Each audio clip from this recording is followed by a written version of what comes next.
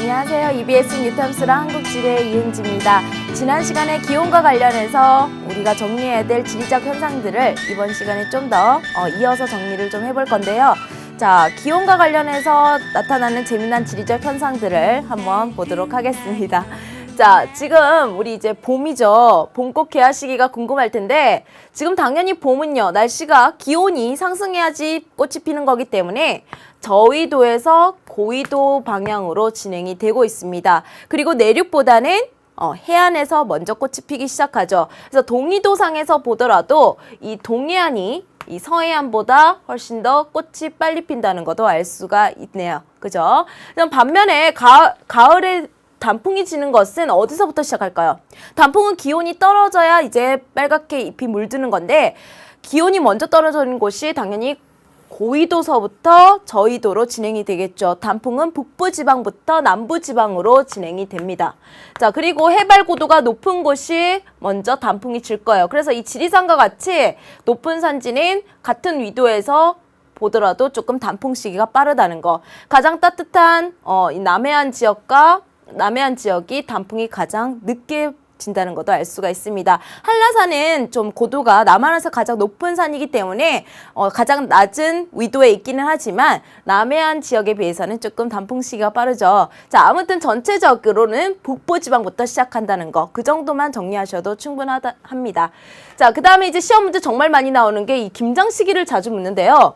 김장이라는 거는 우리가 배추를 가지고 만드는 게 김장이, 배추를 많이 이렇게 보관하는 게 김장인데 배추가 얼기 전에 수확을 해서 김장을 담궈야겠죠. 배추가 얼어버리면 쓸모가 없으니까. 그럼 배추가 당연히 어디서부터 얼기 시작할까요? 그렇죠. 추운 북부지방부터 얼기 시작할 겁니다. 그러니까 북부지방에 사는 사람들부터 김장을 얼른 서둘러 하겠죠. 그럼 반면에 남부지방 사람들은요, 좀 더 여유로워요. 왜? 좀 더 늦게까지 배추가 얼지 않고 자랄 수 있기 때문에. 자, 그래서 우리 그 해남에 월동 배추, 그죠? 해남 김장 배추가 되게 유명하죠. 해남 같은 땅끝마을 쪽에는 위도가 낮기 때문에 아주 날짜가 늦은 12월 중순까지도 배추가 잘 살아 있습니다. 얼지 않고 겨울을 또 극복을 할 수가 있는 아주 따뜻한 지역이에요. 그래서 김장은요, 김장 시기는 이 북부지방이 더 빨리 시작합니다. 그리고 짠맛도 우리가 비교를 하는데 이 북부지방은요, 빨리 담그기는 하지만 그렇게 짜지 않게 담궈요. 왜? 기온이 낮은 지역이기 때문에 굳이 뭐 짜고 맵게 담글 필요가 없어요.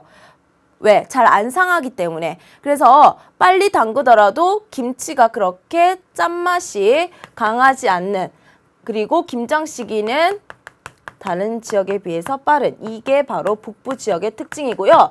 반면에 남부 지역은요, 김장 시기는 늦습니다. 대신에 늦게 담궈도 엄청 짜게 담궈요. 그리고 맵게 담급니다. 왜? 남부 지역은 기온이 따뜻하죠. 음식을 만들어도 상하기가 쉽기 때문에 그 상하거나 맛이 변질되는 것을 막기 위해서 음식을 조금 이렇게 맛을 강하게 담근다는 거. 그래서 북부 지역과 남부 지역의 김장 시기 비교하시고요. 그 다음에 짠맛이 어디가 더 강한지도 아셔야 됩니다. 그래서 이렇게 정리하시면 되고요.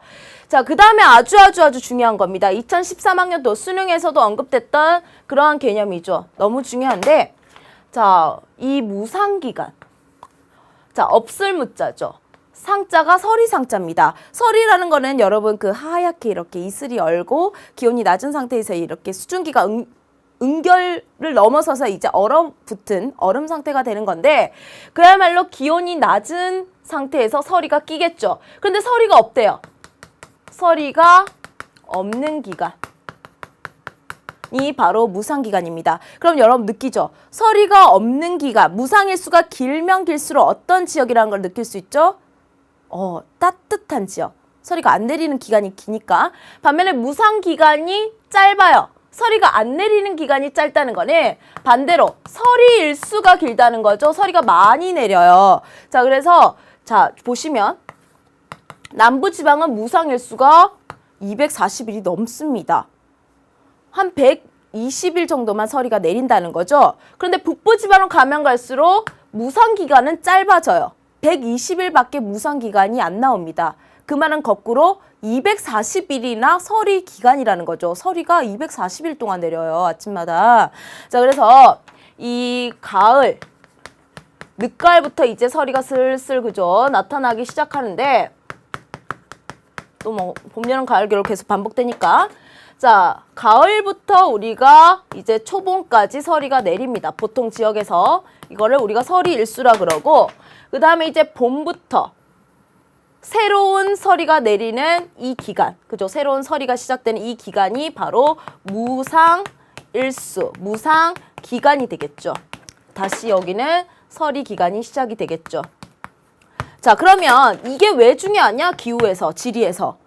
서리가 안 내리는 기간 동안에 농작물이 어떻게 할 수 있어요? 얼지 않고 살아남을 수 있겠죠. 농작물의 생육기간이 바로 이 무상일수와 일치합니다. 이게 무슨 말이냐면 남부지방은 200 몇십 일 동안 작물을, 농사를 지을 수 있는 거겠죠. 반면에 북부지방은요. 그만큼 농사 가능일수가 줄어드는 거예요. 그래서 북부지방은 농사를 짓기에 적합하지가 않죠. 조금 안 좋은 환경이에요.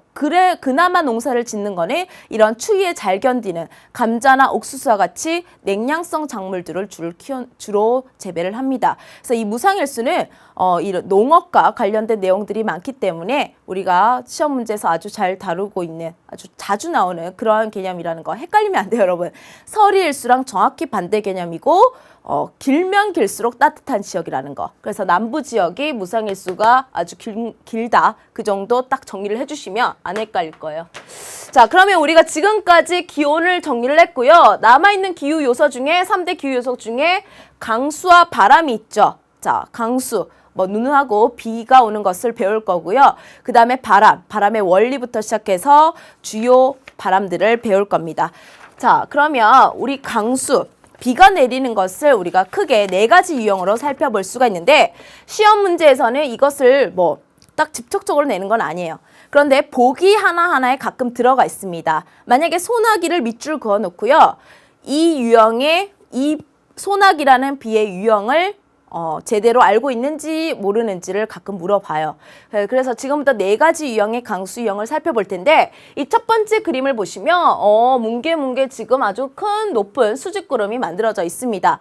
이러한 비구름은 언제 어떤 상황에서 잘 만들어지냐면 아주 강한 일사, 햇볕이 짧은 시간 동안 아주 많은 수증기를 한꺼번에 증발을 시켜가지고 만들어낸 구름이에요. 그래서 이런 거를 우리가 대류성 강수라고 얘기를 합니다. 일단 공기가 다 올라갔죠. 상승기류가 만들어졌는데 여기서 비가 한꺼번에 내리죠. 짧은 시간 동안 구름이 만들어져서 짧은 시간 동안 엄청난 비가 내려. 이런 비는 우리나라에서는 일단 어떤 계절에 어떤 유형의 비죠? 한여름에 갑자기 쏟아지는 비. 그지? 소나기가 바로 여기에 해당하는 비입니다. 그 다음에 이제 여러분 나중에 동남아시아 이런 데 여행을 가보면요. 정말 거짓말처럼 갑자기 비가 하늘에서 우두두둑 떨어져요. 정말 맑았다가 갑자기. 그리고 한 2시간 동안 막 내리다가 또 갑자기 햇볕이 짱 하고 뜹니다. 그게 거의 매일 반복돼요. 스콜이라고 불리는 비가 마찬가지로 이 유형이 있고요. 그 다음에 이제 두 번째는 뭐냐면 한랭한 공기랑 온난한 공기가 만나면서 전선을 형성시켜요.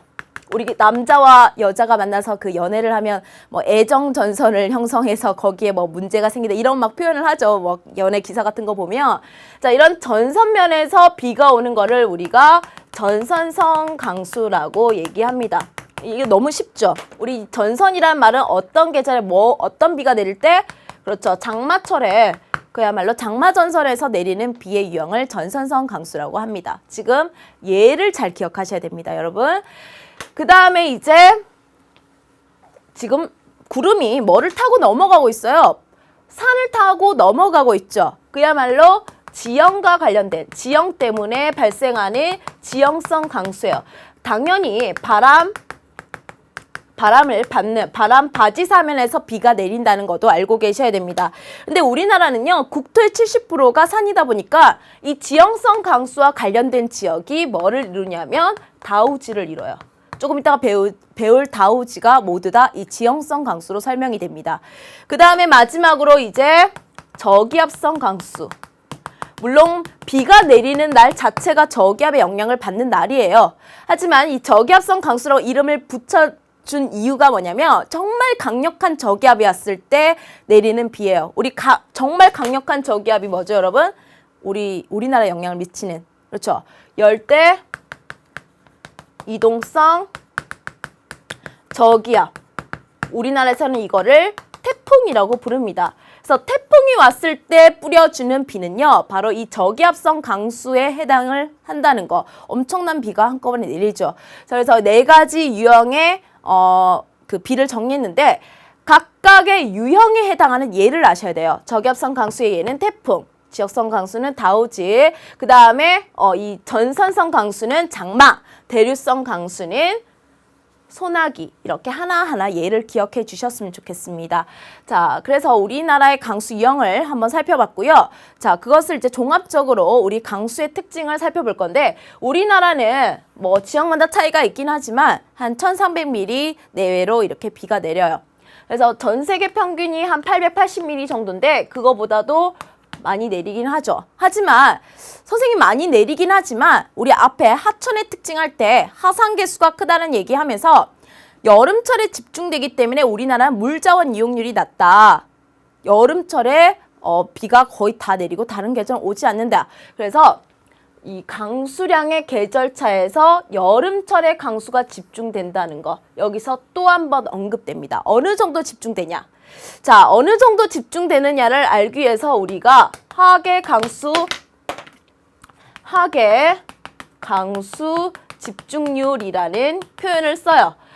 전체 1년 동안 내리는 연강 수량이 있죠.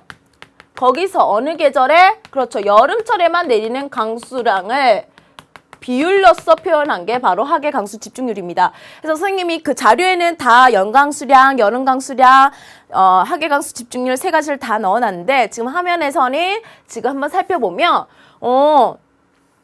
대부분의 지역들이 지금 50에서 60%가 여름철에 집중된다는 것을 알 수 있어요. 특히 이 한강 유역에 포함되는 지역은요, 여름철에 어마어마하게 비가 집중된다는 거. 그래서 이 서울 부근에 사는 친구들은 느낄 거예요. 여름마다 그죠, 물폭탄이 쏟아지고. 자, 그래서 그런 거를 배우고 있습니다.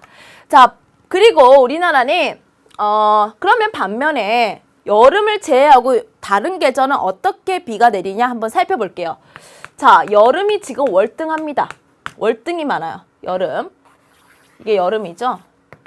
그 다음에 비가 그나마 좀 내리는 계절이 차이가 많긴 하지만 가을이에요. 그 다음에는 봄이고요. 겨울이 제일 적게 옵니다. 겨울이 제일 건조해요. 그죠? 자, 근데 아까 선생님이 조심하라고 했죠. 겨울이 강수량은 제일 적지만 산불이 자주 발생하고 가장 건조한 계절은 언제다? 봄이에요. 그래서 이거 강수량은 겨울이 제일 적고 산불 발생은 봄이 제일 자주 일어난다는 거. 이것도 조금은 조심하셔야 되는 부분입니다. 아무튼 여름철이 제일 많이 오고 겨울철이 가장 건조합니다.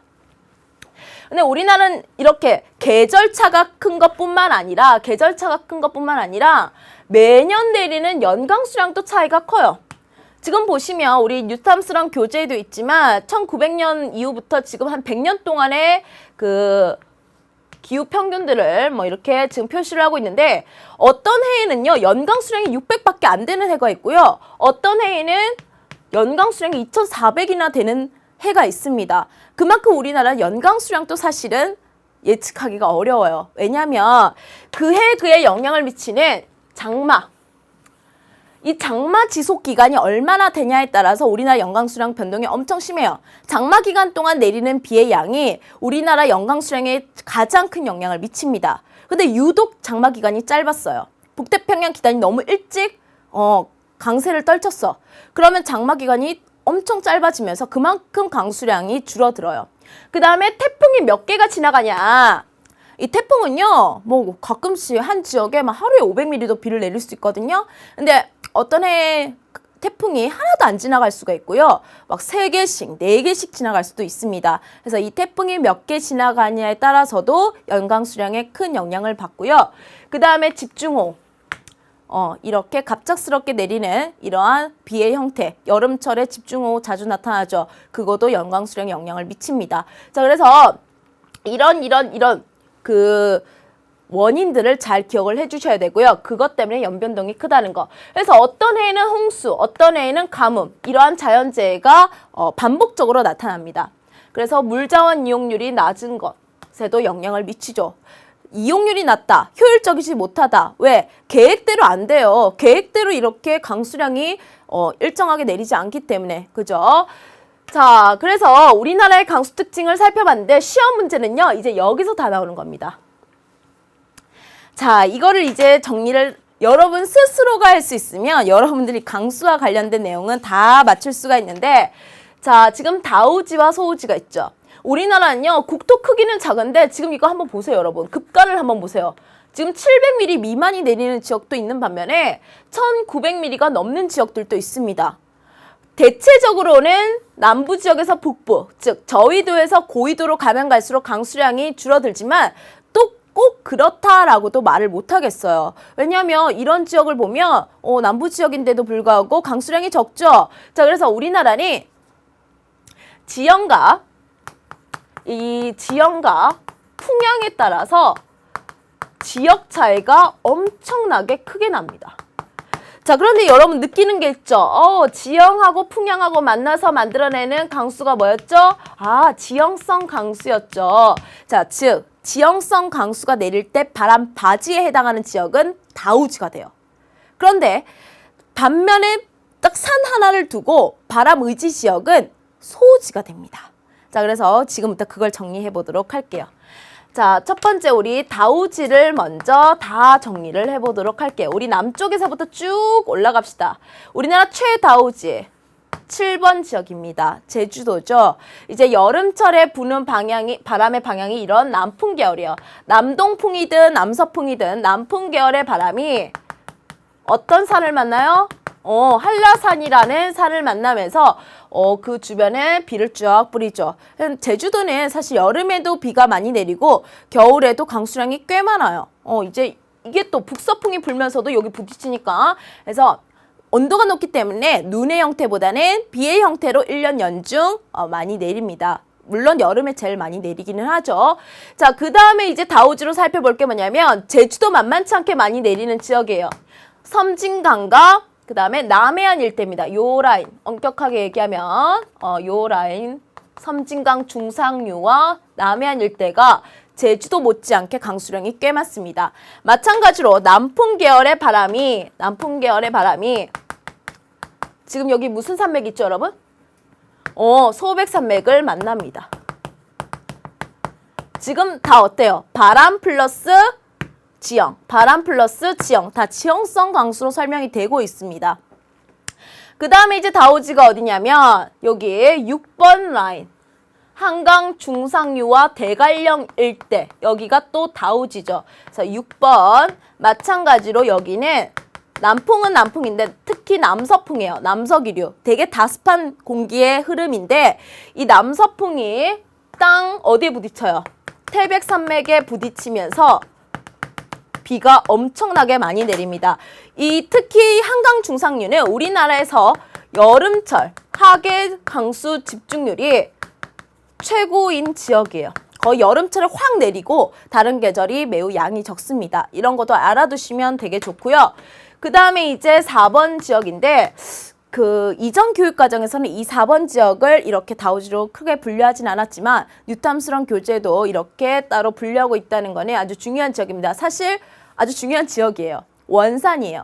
북한에 위치하고 고위도에 위치하지만 저기까지가 되게 그 난류가 영향을 미치는 지역이고 따뜻한 동해안에 위치를 하고 있죠. 자, 아무튼 저기도 남동풍, 남풍 계열의 바람이 태백산맥에 부딪혀서 다우지를 이루는 지역이에요. 그래서 이 일대가 비가 엄청 많이 내리죠. 우리나라의 허리에 해당하는 부분이 지형성 강수 때문에 비가 엄청 많이 내립니다.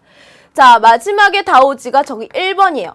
청천강 중상류라고 되어 있습니다. 지금 보시면 하류가 아니라 다 중상류죠. 왜? 지형성 강수가 형성이 되려면 어느 일정한 고도에 이르러서야 기온이 떨어지고 응결을 시작합니다. 그래서 하류가 아니라 중상류에서 다우지가 형성이 되는 거예요.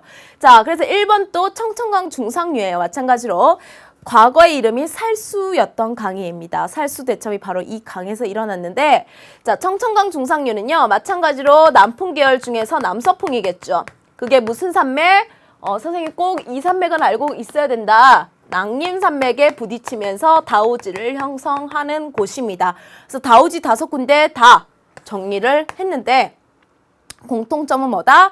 다 바람과 지형의 조합, 지형성 강수로서 다우지다 라는 거 기억을 해주셨으면 좋겠어요. 그런데 사실 재밌기는요, 소우지가 훨씬 재밌어요. 소우지는 소우지가 된 이유가 다 달라요. 한번 볼게요, 여러분. 가장 최소우지부터 한번 살펴보도록 하겠습니다. 소우지. 우리나라에서 비가 가장 적게 내리는 지역이 바로 어디냐면 바로 동그라미 2번 지역입니다. 개마고원 일대입니다. 이 개마고원이 낭림산맥과 함경산맥으로 둘러싸여져 있죠. 낭림과 함경이라는 아주 높은 산맥으로 둘러싸여져 있어요. 우리가 산으로 둘러싸인 지역을 분지라 그러죠. 그럼 여러분 바람을 한번 불어보세요. 어떤 바람이 불어 들어오던 간에 이 안쪽은 바람 의지사면이 돼버리죠. 다 바람 바지에서 비를 뿌리고 이 안쪽으로 들어오니까 비를 내릴 수 있을 가능성이 없습니다. 그죠? 자, 그 다음에 소우지가 이 9번이에요. 9번. 여기가 어디냐면 관북 해안가입니다. 관북 지역의 해안가인데 이 대표적인 여기를 대표하는 도시가 청진이라는 곳이 있어요. 1년 내내 뭐가 흐르냐면 한류가 흐릅니다. 한류. 자, 여기 되게 독특하죠? 1년 내내 한류가 흐른대요. 선생님, 한류 주변은 뭐다? 소우지랬죠. 왜? 추워요. 공기가 증발을 못합니다. 구름 안 생기죠. 비 안 와요. 그래서 1년 내내 서늘하면서 강수량은 적은 그런 지역이 바로 이 9번 일대고요. 그 다음에 또 재밌는 곳이 3번이에요. 황진이가 그죠? 배를 띄워 놀던 그 대동강 일대가 대동강 하류 지역이 아주 대표적인 소우지인데, 대동강 하류 지역은요, 그야말로 평평해요. 평지입니다. 평지. 평야. 여러분, 이제 구름이 이렇게 지나가요.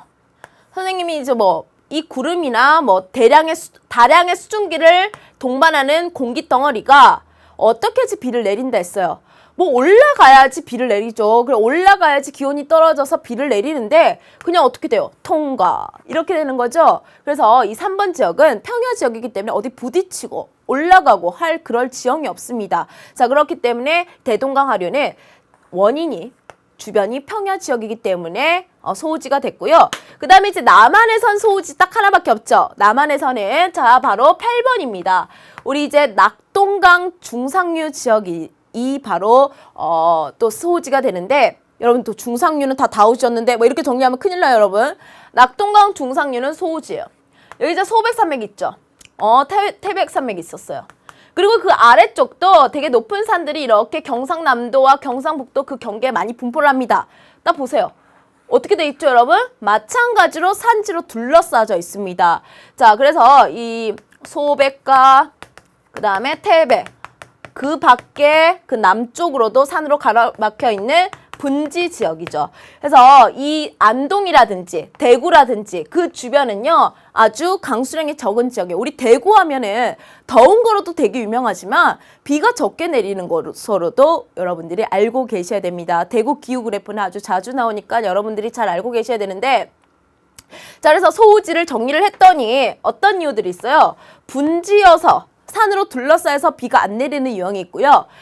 한류가 흘려서 비가 안 내리는 유형이 있고요. 그 다음에 평야 지역에 흘려서 비가 안 내리는 유형이 있었습니다. 내용이 많은 것 같지만 그래 재밌죠, 여러분. 자, 그 다음에 이제 선생님과 살펴볼 것은 우리가 지금 소우지를 정리했고 이제 다설지까지 정리하셔야 됩니다. 자, 눈이 많이 내리는 지역은 지금부터 딱 3군데를 정리할 거예요. 근데 눈을 크게 뜨셔야 됩니다. 가장 눈이 많이 내리는 지역은요, 자, 여기죠. 다른 곳에서 비교를 하더라도 월등하게 많이 내리는 우리나라 최다우지가 바로 울릉도입니다. 최다우지. 죄송해요, 여러분. 최다설지예요. 최다설지 눈이 제일 많이 내려. 근데 울릉도는요, 여러분 중학교 때부터 기후 그래프를 보셨겠지만 뭐 기온 그래프 가지고 울릉도인지 파악하는 거는 좀 장난이게 공부한 거예요. 우리는 뭘로써 울릉도인지 알아야 된다? 강수 패턴. 우리나라에서 이렇게 강수 패턴이 사계절 내내 일정하게 내리는 지역은 울릉도가 유일합니다. 그래서 울릉도는 정말 여러분들에게 정말 고마운 힌트가 되는 지역이라는 거, 문제를 풀 때. 자, 그래서 그거 좀 이따가 확인을 할 건데, 울릉도는 어떻게 해서 이렇게 눈이 많이 내리게 됐냐? 지금 눈은 겨울이죠. 여러분, 겨울은 무슨 풍이 불죠? 이렇게 북서풍이 지금 불어오고 있습니다. 얘는요, 원래 그 자체로서는 절대 비나 눈을 내릴 수가 없어요.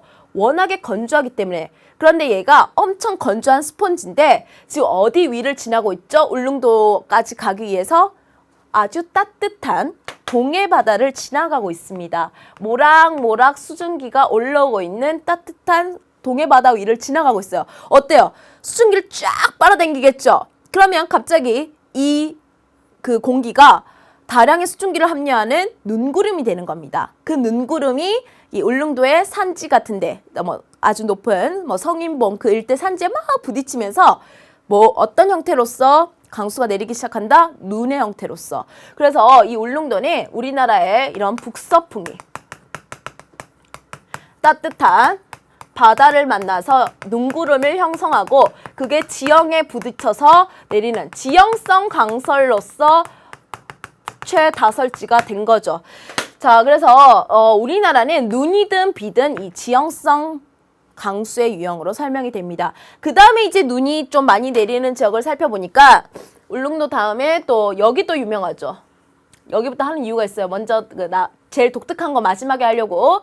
자, 이 서해안 일대입니다. 서해안 일대인데 여기는 좀 나눠볼게요. 정말 그야말로 바닷가 서해안가요. 그 다음에 소백산맥 서사면, 소백산맥의 서쪽 사면에 눈이 내리는 이유를 따로따로 볼 겁니다. 자, 마찬가지로 이제 북서풍이 불어와요. 북서풍이 불어오는데 상대적으로 따뜻한 위도가 낮은 서해 바다를 지나가죠. 마찬가지 수증기를 흡수를 합니다. 그게 갑자기 너무 무거워져서 바닷가에 일단 1차적으로 뿌려요. 똑같은 원리로서 내리는데 이제 지형을 만나기 전에 자기가 너무 무거워서 내리는 거야. 그래서 이거는 바다의 효과를 받아서 1차적으로 눈을 내립니다. 그리고 아직까지 눈구름이 계속 동쪽으로 이동을 해요. 동쪽으로 이동을 하다가 이제 드디어 소백산맥을 만나죠. 그래서 여기에 또 지형성 강설로서 2차 강설을 내립니다. 여기가 바로 그 유명한 무진장 지역이에요. 무진장 눈이 많이 내리는 무진장 지역이라는 거 시험 문제에서도 언급이 됐던 지역입니다. 수능에도 나왔었죠. 자, 마지막으로 볼 다설지가 되게 독특한 지역인데 이건 거의 수능에서 너무 좋아하는 지역이죠. 바로 영동 지역입니다. 2월부터 이 지역이 계속 뉴스에 나왔어요. 뭘로써 계속 나왔냐면 폭설로써. 막 학교가 휴교를 하고 막 3월 초인데도 눈 내리고 막 이래가지고 뉴스에 계속 나오고 있는데, 선생님, 이 영동 지역에 눈이 내리려면 즉 이 지역이 바람 바지가 돼야지 눈이든 비가 내리잖아요. 그러면 겨울철에 선생님이 지금 북서풍을 강조했기 때문에 여기는 지금 눈이 내릴 수 없는 거 아니에요, 선생님? 여긴 바람 바지가 될 수 없잖아요, 북서풍에 의해서는. 그렇죠. 북서풍에 의해서는 영동 지방에 눈이든 비가 내릴 수 없습니다. 그러면 무조건 동풍 계열의 바람이 불어줘야 되죠. 이 영동 지역은요, 무슨 바람이 불 때? 북동풍이 불 때 다설지가 되는 곳이에요. 선생님, 북동풍이 어떻게 불어요? 북서풍 아닌가요?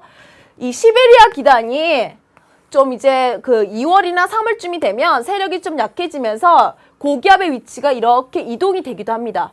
그러면 고기압의 위치가 이쪽으로 이동을 했으니까 바람이 고기압에서 저기압을 불면서 북도풍이 형성이 돼요. 그리고 겨울 계절풍이 무조건 매일 북서풍만 불겠어요? 북서풍이 제일 탁월한 거는 맞지만 북동풍도 불고요, 북풍도 불고요, 서풍도 불고 남풍도 불고 그럽니다. 자, 아무튼 북동풍이 불 때 이 북동풍이 어디를 지난다? 그렇죠. 따뜻한 동해바다 위를 지나고 있죠. 그게 지금 무슨 산맥을 만나면서 태백산맥을 만나면서 엄청난 눈을 뿌리는 겁니다. 그래서 이 영동 지방은 왜 시험에 많이 나왔을까요? 그렇죠. 북동풍이라는 이 바람이 불 때 다설지가 되기 때문에 시험에 많이 나올 수밖에 없었던 겁니다. 그래서 꼭 정리를 해 주셔야 되고요. 그래서 선생님이 그 울릉도 기후 그래프는 반드시 알고 있어야 된다 했기 때문에 한 번만 보고 지나갈게요. 기온 그래프보다는 강수 패턴을 보셔야 됩니다. 이렇게 연중 강수량이 일정한 곳은 울릉도밖에 없다. 그래서 울릉도는요, 우리나라에서 하계 강수 집중률은 가장 낮은 곳입니다. 제일 낮아요. 여름철 그렇게 집중 안 해요. 그런데 다른 지역에 비해서는 동계 강수 집중률은 최고예요. 다른 지역이 워낙에 안 내리기 때문에. 그래서 이것도 잘 알고 있으면 우리가 기후 문제 같은 것을 파악할 때 되게 좋습니다. 그래서 우리나라의 그 강수 특징을 가지고 이제 몇 가지 사실을 보면서 정리를 하도록 할게요. 우리나라는 여름철에 비가 집중적으로 내리기 때문에 뭐 옛날에 그 농촌 마을 같은 데 보시면 지금도 남아있죠. 이런 피수대. 홍수를 피할 수 있는 그 마을에서 좀 높은 지역에 더 높은 이런 축대를 쌓아가지고 피수대를 만들어 놓은 것을 우리가 곳곳에서 볼 수가 있고요. 그 다음에 이제 홍수가 자주 일어나는 평야 지역에서는 집을 지을 때도 바로 땅 위에다가 짓는 게 아니라 터를 돋아요. 시멘트라든지 벽돌을 쌓아가지고 터를 돋은 다음에 그 위에다가 집을 짓는 터 도둠집도 우리가 볼 수가 있습니다. 그 다음에 워낙에 그 여름에만 비가 내리기 때문에 물 보관에 대한 필요성이 아주 옛날부터 있었죠. 특히 우리나라는 논농사지대이기 때문에 항상 물이 필요했어요. 그래서 이런 물 저장 시설이 발달이 되어 있고요. 대신 이런 유량 변화, 하상 개수가 큰 특징을 가지기 때문에 선생님이 계속 얘기하지만 수운교통이라든지 수력 발전에는 매우 불리한 강수 특징을 가지고 있습니다.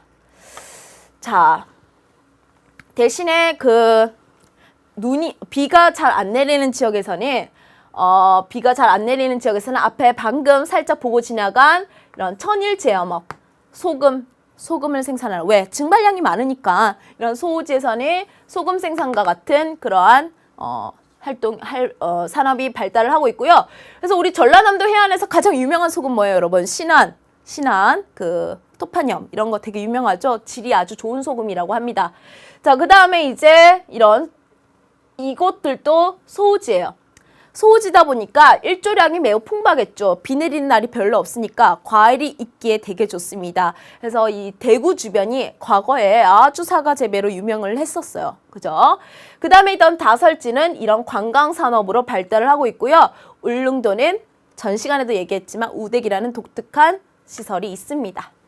자, 이제 선생님이랑 강수를 끝냈고 바람을 할 건데, 자, 바람은요, 기압 차이에 의해서 공기가 이동하는 것을 우리가 바람이라고 하는 겁니다. 기압 차이가 안 나면 바람은 불지 않아요. 기압 차이가 발생을 하면 바람이 부는데, 자연현상은 항상 많이 가진 놈이 적게 가진 아이한테 줍니다. 그래서 강도 높은 곳에서 낮은 곳으로 흐르듯이 바람도 고기압에서 저기압으로 부는 거예요. 자, 기압은요, 그런데 여러분 이 두 개를 잘 보시면서 선생님하고 지금부터 이해를 할 겁니다. 기압은 상대적인 개념이에요. 즉 어떤 지역과 비교를 하느냐에 따라서 내가 고기압이 될 수도 있고요, 저기압이 될 수도 있어요. 그리고 기온하고 기압은 반대 개념이에요. 무슨 말이냐면 기온이 상대적으로 높은 곳이 더 상승 기류가 잘 발생하겠죠. 공기가 이렇게 다 상승을 해버리면 지표면은요, 압력이 거의 느껴지지 않는 저기압 상태가 됩니다. 그런데 꽉꽉 눌러요. 공기가 하강 기류가 발생을 하는 게 바로 고기압입니다. 선생님이 뭐가 돼야지 구름이 생긴댔어요? 그렇죠. 공기가 상승을 해야지 구름이 생기고 여기서 비가 내리는 겁니다. 기분이 안 좋을 때 저기압인 거죠. 비 내리고 구름 끼고 뭐 이런 날이 저기압인 거예요. 이런 날은 태양이 쨍쨍해요. 고기압은 날씨가 좋은 날. 아무튼 그럼 하나 해볼게요. 자, 마이너스 4도씨인 지역이 있고 0도씨인 지역이 있습니다. 기온이 어디가 더 상대적으로 높죠? 여기가 상대적으로 살짝 더 따뜻하죠. 어디가 상대적 상승기류? 여기가 상승기류. 여기가 저기압. 여기가 고기압. 자, 기온과 기압이 반대라는 설명 이해하시겠죠, 여러분? 기온이 낮으니까 기압은 높은 거예요. 그죠? 기온이 낮으니까 기압은 높은 거예요. 자, 그래서 바람이 이렇게 불겠죠. 그래서 겨울에는 우리나라보다 훨씬 추운 시베리아 쪽에서 우리나라로 바람이 부는 겁니다. 그럼 하나 더. 24도씨인 지역이 있고요. 20도씨인 지역이 있습니다. 어디가 이번에는 온도가 낮아요. 온도가 낮은 쪽이 이쪽이죠. 아, 여기가 고기압이구나. 여기가 온도가 높으니까 저기압이구나. 바람이 이렇게 불구나. 여름에는 우리 육지보다 바다가 더 시원하죠. 그래서 이제 바다에서 바람이 불기 시작하는 겁니다. 그 원리를 잘 아셔야 되고요. 우리 등고선의 간격이 좁으면 좁을수록 경사가 급하듯이 등압선의 간격이 좁으면 좁을수록 기압 차이가 크다는 겁니다. 그만큼 바람이 세게 불겠죠. 그래서 기온 차이가 기압 차를 불러일으키는데 그 차이가 크면 클수록 바람, 풍속은 강해진다는 거 아시겠죠? 이걸 가지고 다 정리를 할 겁니다.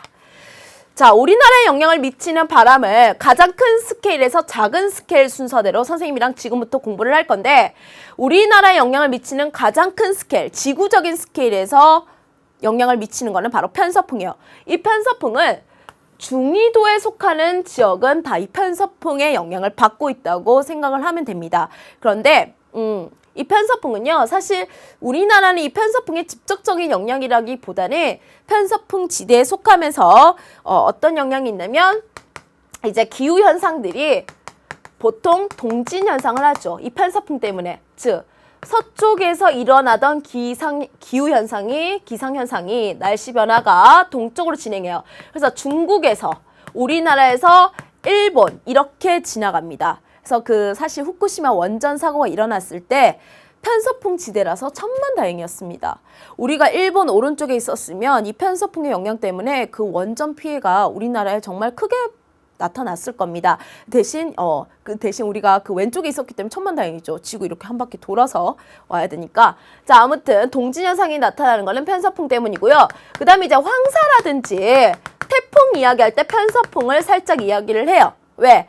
황사와 태풍의 진로를 결정하는데 편서풍이 영향을 미치기 때문에 그럴 때 살짝 언급이 되는 겁니다. 사실 이 편서풍보다는 우리나라는 이 계절풍의 영향을 받는다. 그래서 계절풍 기후다라고 얘기를 더 많이 하죠.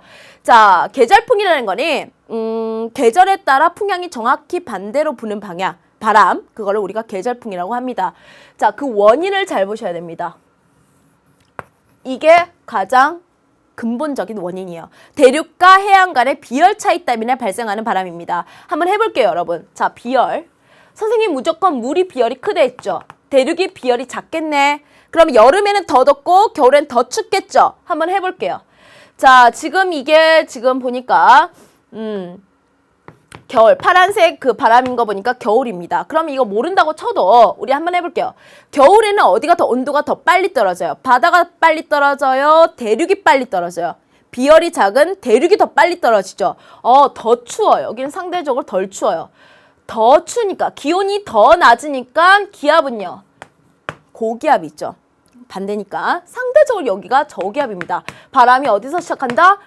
차가운 대륙에서 시작한다. 그래서 북서계절풍이 부는 겁니다. 그럼 반대로 여름 한번 볼게요. 여름에는요. 또 어디가 또 온도가 팍 올라가요. 대륙이 훨씬 더 빠르게 상승합니다. 반면에 해양은요. 천천히 상승해요. 자, 어디가 기온이 더 낮죠?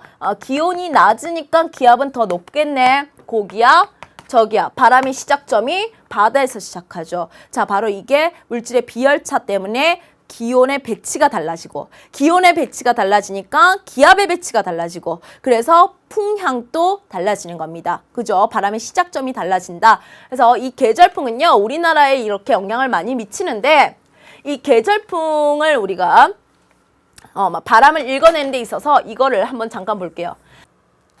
여기 보시면 바람의 빈도라든지 풍속이라든지 풍향을 표시해놓은 모습이 장미처럼 꽃처럼 보이죠. 그래서 우리가 이걸 바람장미라고 하는 건데 바람장미를 해석을 해서 이게 어떤 계절의 바람장미인지를 파악하는 게 바로 우리가 문제를 해결하는 포인트입니다. 자, 그래서 선생님이 한번 볼게요. 자, 이렇게 표시되어 있는 바람이 있고요. 그 다음에 이렇게 되어 있는 바람이 있다고 쳐봅시다. 우리가 이 바람 장미를 통해서 뭐를 알 수 있냐면 풍속도 알 수 있고요. 그 다음에 빈도수도 알 수 있고요. 당연히 풍향도 알 수가 있겠죠. 그럼 우리 먼저 풍향부터 파악을 해보도록 하겠습니다. 지리에서 당연히 풍향 파악할 수 있어야 되겠죠. 자, 이 기역바람하고 니은바람. 자, 기역바람은 바로 뭐죠? 바람의 시작이 북서풍입니다. 북서풍. 니은은요, 남동풍이네요.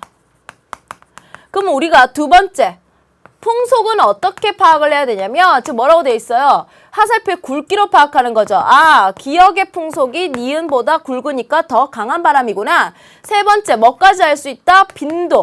어떤 바람이 훨씬 더 지금 이 지역에서 더 빈도가 높다? 기역 바람이 니은 바람보다 빈도가 높다라는 것을 알 수가 있습니다. 자, 그래서 우리 한번 왼쪽 지도부터 먼저 보시면, 자, 지금 보면 서풍이라든지 북서풍, 이러한 서풍, 북서풍 계열의 바람이 아주 강하게 빈도수가 높게 나타나는 계절이기 때문에 아, 우리나라의 겨울 계절풍을 표시한 바람 장미구나라는 것을 알 수 있고요. 오른쪽은 겨울에 비해서 풍속이라든지 풍향이 그렇게 뚜렷하진 않지만 남풍 계열의 바람이 지금 상대적으로 우세하다는 걸 알 수 있습니다. 우리나라의 여름이죠. 이렇게 파악하는 게 바로 문제풀이의 핵심입니다. 그러면 왜 겨울과 여름의 풍속 차이가 이렇게 클까요? 여러분, 겨울의 남북차랑요, 여름 기온의 남북차를 비교를 한번 해보면 우리 그때 앞에서 했죠. 겨울 기온의 지역차가 컸어요? 여름 기온의 지역차가 컸어요? 그렇죠. 겨울이 훨씬 더 지역의 기온차가 크게 났습니다.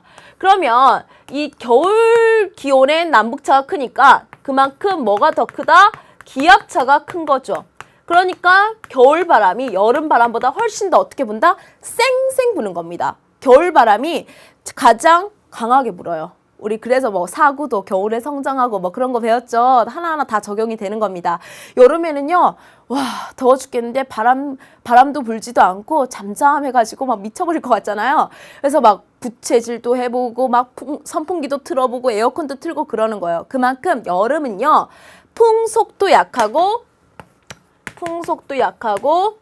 그 다음에 풍향도 일정하지가 않습니다. 물론 남풍 계열이 많긴 해요. 자, 그게 어디에서 연유가 되었다? 기온 차이가 얼마 안 되기 때문입니다. 지역 간의 기온 차이가 별로 안 나기 때문에. 자, 그래서 앞에서 배웠던 게 다 복습이 되죠. 그럼 시험 문제는 여러분들이 풀 때 어떤 계절을 먼저 찾는 게 좋을까요? 겨울을 찾는 게 훨씬 쉬워요. 그래서 막대 길이가 일단 긴 거를 찾으세요. 그리고 확인하세요. 서쪽이나 북서쪽에서 불러오고 있는구나. 그게 겨울이구나. 상대적으로 그 나머지는 여름이다. 이렇게 문제를 해결하시면 됩니다. 자, 그 다음에 이제 조금 스케일이 더 작아져서 어떤 일정한 지역에서만 부는 이 높새바람을 공부를 할 건데요. 여러분들이 이 높새바람을 아무 때나 남용을 하면 안 됩니다. 자, 높새바람과 팬현상이라고 되어 있죠. 이 세상에 정말 수백 가지만 있겠어요, 여러분? 수억 가지 팬현상이 있습니다. 바람이 산을 넘어가면 무조건 팬현상이 발생을 해요. 자, 그런데 그 안에서 우리가 이 높새바람을 아주 상세하게 배우는 건데, 우리나라에서 이제 높새바람을 아무 때나 불러주면 안 됩니다. 특히 태백산맥을 넘어가는 바람은 무조건 높새바람, 이렇게 하면 큰일 나요. 되게 까다로운 조건을 가지고 있는 바람인데, 자, 일단 높새바람 자체가 순수한 우리나라 말을 한번 볼게요. 쇳바람이 동풍이죠. 그 다음에 높바람이 북풍이죠. 그거의 합성어가 높새바람입니다. 이 말은 무슨 말이에요? 높새바람 그 자체가 북동풍이라는 것을 알려주고 있습니다. 그래서 높새바람은 북동풍은 북동풍인데 우리나라가 이렇게 있으면 이쪽에서 뭔가 고기압이 영향을 미쳐야 된다는 거죠. 바람이 북동풍이 불려면. 언제? 늦봄에서 초여름에 이 시기에 여기에서 이제 우리나라에 영향을 미치는 기단이 오호츠크의 기단입니다. 여기가 고기압이 되니까 바람이 이렇게 불어요. 그래서 이 바람이 이렇게 영동에서 영서로 넘어 불어가는 바람이 바로 높새바람입니다. 되게 까다로워요. 늦봄에서 초여름에 오호츠크의 기단의 영향을 받아서 영동에서 영서로 넘어가는 그 바람이 바로 높새바람인데 시험 문제는 뭐가 나올까요? 영동과 영서의 기후 특성, 높새바람이 부는 날의 특성을 물어볼 겁니다. 높새바람이 불면요, 이 영동 지역은 당연히 오호츠크의 기단의 영향을 처음으로 받기 때문에 이 자체가 어때요? 냉량하죠. 그래서 초여름인데도 좀 서늘해요. 추워요. 강릉은 막 20도밖에 안 되고 막 아침 기온은 더 떨어지는, 낮 기온도 별로 20도까지밖에 못 올라가는 약간 냉량한 기온을 보이고요. 대신에 여기서 바람 바지 사면에서 비가 내리죠. 그래서 한창 씨를 심고 농사를 지을 기간에 비가 내려주기 때문에 좋은 고마운 그런 바람이 될 거예요. 영동 지방에서는. 그런데 이제 온도가 올라가는 이 구역 영서 지역에서는요. 온도 상승률이 이 낮아지는 율보다 훨씬 더 높게 상승합니다.